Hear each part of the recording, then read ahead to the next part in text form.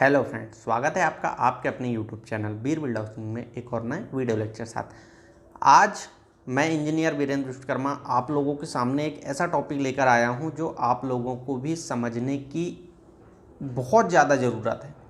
क्या कि हम जब सिविल इंजीनियरिंग के स्टूडेंट होते हैं, हमने पढ़ाई अपनी कर चुके हैं, अब हमें ऐसी कौन कौन सी स्किल्स है जिनकी बहुत ज़्यादा ज़रूरत है, जिससे हम अपने करियर में ग्रोथ कर सकते हैं, करियर में बहुत अच्छे तरीके से हम आगे बढ़ सकते हैं। तो ये सारी बातें, कौन कौन सी हमें चीज़ें सीख लेना चाहिए, किस तरीके से सीख सकते हैं, ये सारी बातें मैं अभी आपको आज के वीडियो में बताने वाला हूँ। कोई स्पॉन्सरशिप वीडियो नहीं है, कोई ऐसा बिल्कुल नहीं है कि मैं कुछ कोर्स के बारे में आपको बताने वाला हूँ। मैं सिर्फ़ और सिर्फ आपको बताऊँगा जिससे आप लोगों का फ़ायदा हो। ठीक है, चलिए देख लेते हैं हम कि इसमें आपको क्या क्या सीख लेना चाहिए। चलिए कंप्यूटर स्क्रीन पर हम देख लेते हैं। जैसा कि हम वीडियो में देखने वाले हैं कौन कौन सी स्किल्स, मैं आज बात करूंगा आपके सामने 5 important skills for civil engineer. अब ये क्या क्या है हम देख लेते हैं और समझ लेते हैं कि स्किल्स हमें क्यों जरूरी है। मैं बहुत ज़्यादा आपको थ्योरी में नहीं समझाने वाला हूँ, आप आज ये समझ लीजिए टेक्निकल स्किल जो हमारा फर्स्ट है। टेक्निकल स्किल, एक सिविल इंजीनियर को मैथमेटिक्स और फिजिक्स का अच्छा नॉलेज होना चाहिए, क्योंकि हम जो भी अपनी स्टडी करते हैं, अगर आप सिविल इंजीनियर है तो आपको पता है कि आपने strength of materials, theory of structure, RCC, steel, ये सारी चीजें आपने पढ़े हुए हैं, जो कि एक मैथमेटिक्स या फिर फिजिक्स से रिलेटेड टोटल कैलकुलेशन होते हैं। तो इनके बारे में आपको बहुत अच्छी नॉलेज होनी चाहिए। बहुत अच्छी से मतलब, जैसे कि आप अगर अच्छा कैलकुलेशन कर पा रहे हैं तो आपका स्ट्रक्चरल इंजीनियर में आपका बहुत एक अच्छा एक्सपीरियंस हो जाता है। जब भी आप वर्क करते हैं तो आप पढ़ाई समझ सकते हैं। इसके साथ साथ आपको कैड कैड सॉफ्टवेयर यानी ऑटो कैड का एक सॉफ्टवेयर जो है वो बहुत अच्छे तरीके से आना भी चाहिए आपको। आप सीख भी सकते हैं, आपको ड्राइंग पढ़ना आना चाहिए, आपको मैप्स जो है देखना आना चाहिए, और आप इसके साथ अच्छी ड्राइंग्स की टेक्निक्स और वर्किंग की टेक्निक्स जो है ये स्किल्स अपनी डेवलप कर सकते हैं। क्योंकि इस कारण मैंने इसे टेक्निकल स्किल्स में लिया हूँ। बात करें हम सेकंड की, तो प्रोजेक्ट मैनेजमेंट। अगर आपका एक प्रोजेक्ट चल रहा है तो इसके लिए जो आप डीपीआर यानी डेली प्रोग्रेस रिपोर्ट बनाते हो, किस तरह से आपका वर्क होगा, और आप जो जो भी आपके प्रोजेक्ट में इन्वॉल्व हो रहे हैं, जो भी आपके इंजीनियर है, क्योंकि एक प्रोजेक्ट अगर आपका है और हाई राइज बिल्डिंग का है तो आर्किटेक्ट रहेंगे, इस पे आपके सिविल इंजीनियर रहेंगे, और इसके इलेक्ट्रिक प्लम्बिंग, तो सभी इंजीनियर जो हैं इसके साथ साथ वहाँ का जो टीम वर्क है वो बहुत अच्छे तरीके से आपको करते हुए आना चाहिए। वर्क किस तरह से आप वहाँ पे बहुत अच्छे तरीके से आप वर्क निकाल सकते हैं, सारी चीजें आपको आना चाहिए।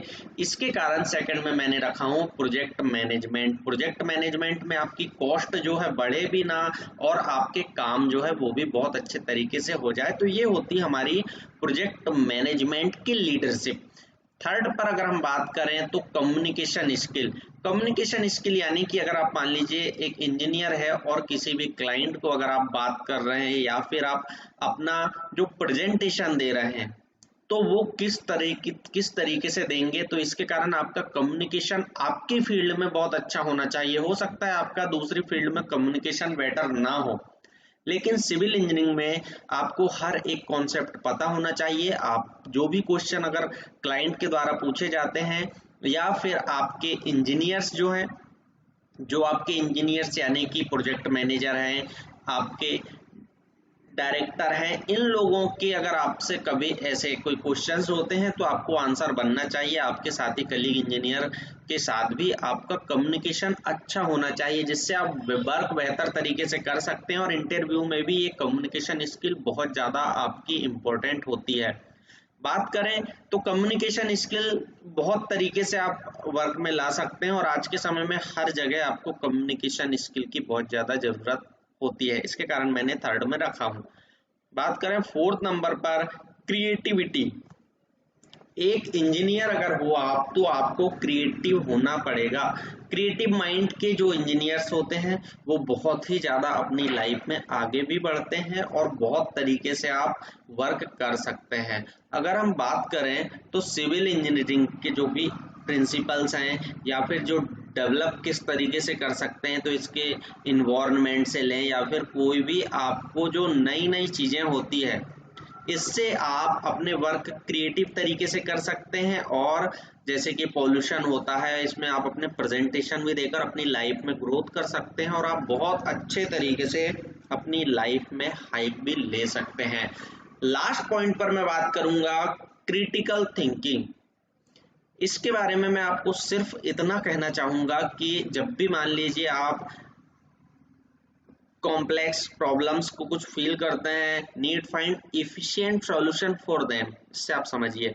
तो ये जो थिंकिंग है आपकी किस तरीके से है, आप किस तरीके से वर्क करते हैं, तो ये स्किल्स भी एक इम्पोर्टेंट है। हालांकि क्रिटिकल थिंकिंग आप में स्किल्स ना भी हो तो ज़्यादा कुछ इससे इफेक्ट नहीं पड़ता, लेकिन कम्युनिकेशन आपका अच्छा होना चाहिए, लीडरशिप और टेक्निकल, अगर आप इतनी चीज़ भी बहुत अच्छी कर लेते हैं तो आपको बहुत ज़्यादा एडवांटेज मिल जाएगा।